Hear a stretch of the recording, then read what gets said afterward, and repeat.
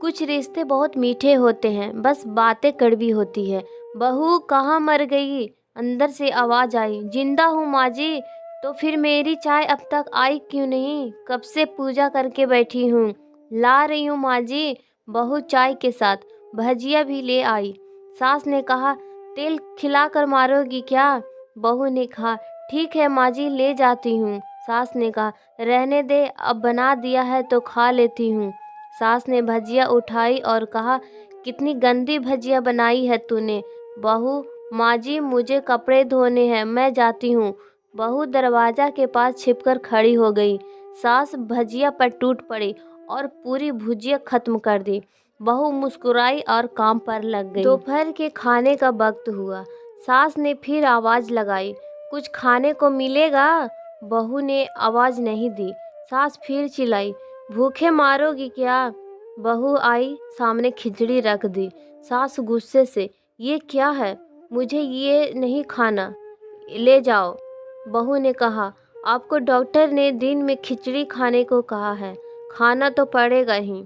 सास मुंह बनाते हुए, हाँ तू मेरी माँ बन जा। बहू फिर मुस्कुराई और चली गई। आज इनके घर पूजा थी। बहू सुबह 4 बजे से उठ गई।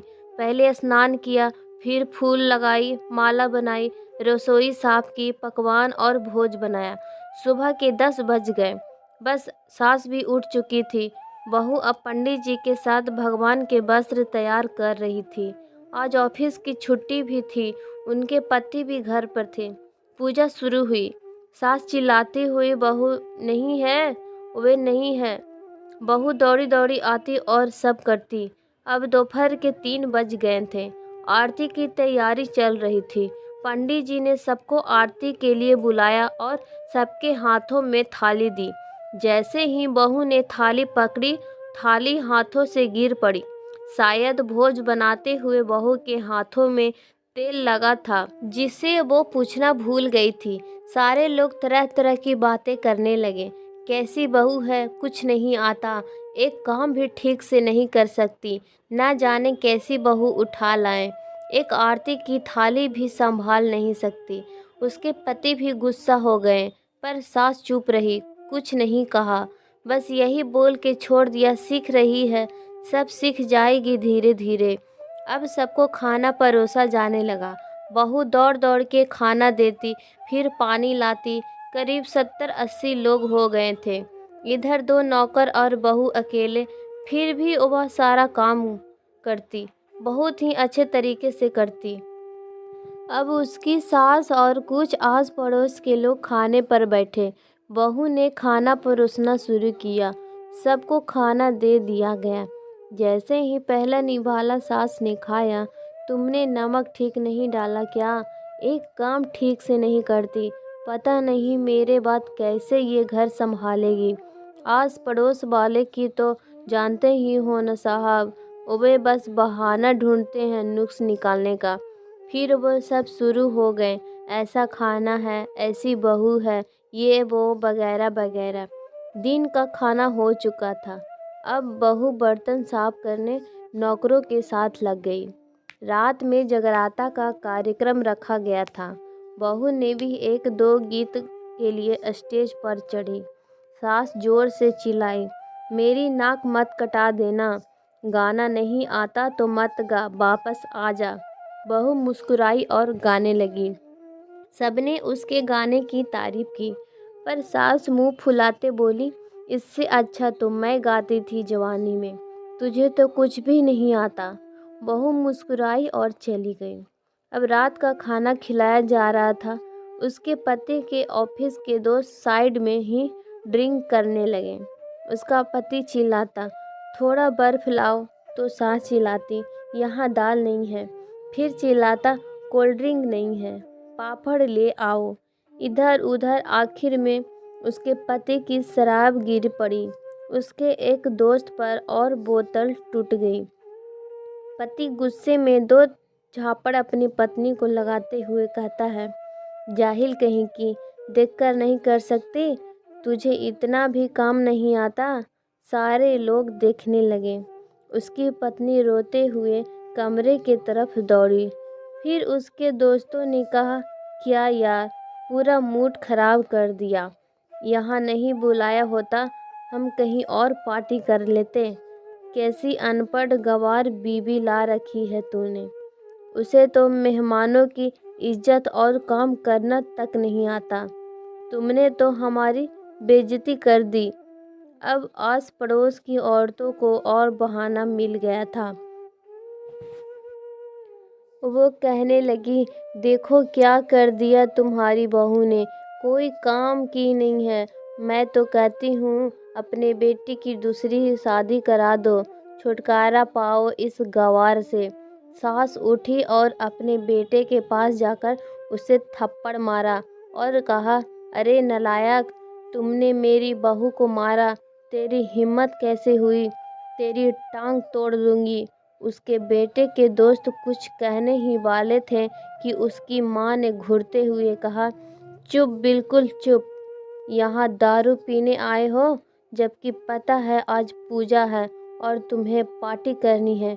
कैसे संस्कार दिए हैं तुम्हारे माता पिता ने। और किसने मेरी बहू को जाहिल बोला। ज़रा इधर आओ, चप्पल से मारूंगी अगर मेरी बहू को किसी ने एक भी शब्द कहा तो।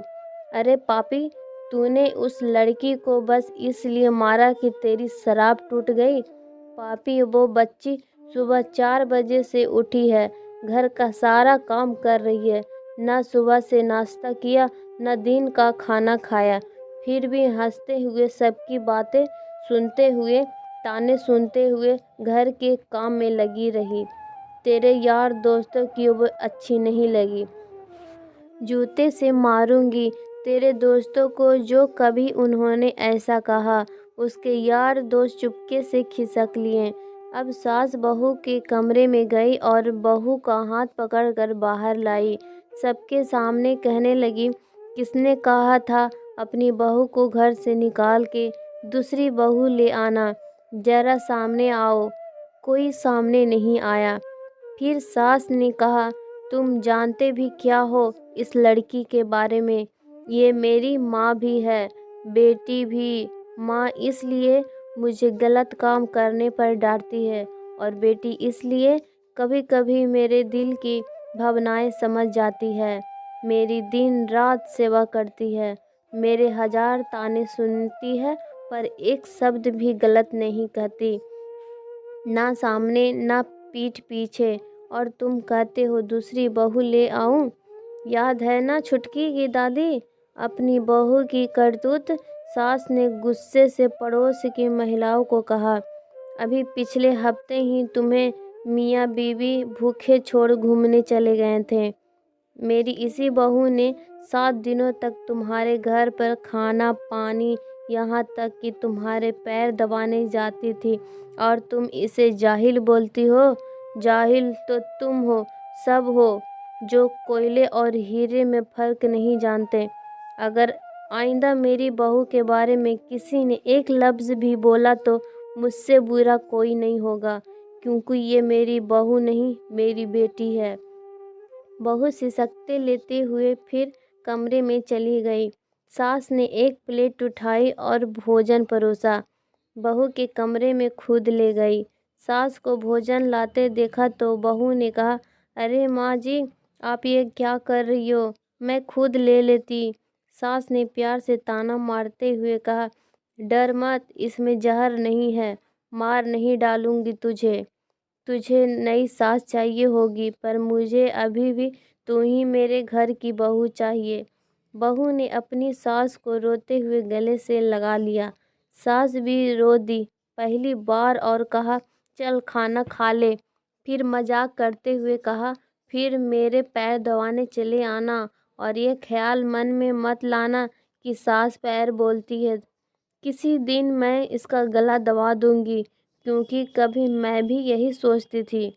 दोनों खूब हंसने लगी। आशा करती हूँ ये कहानी आपको पसंद आई होगी। पसंद आई है तो लाइक शेयर करना ना भूलिएगा।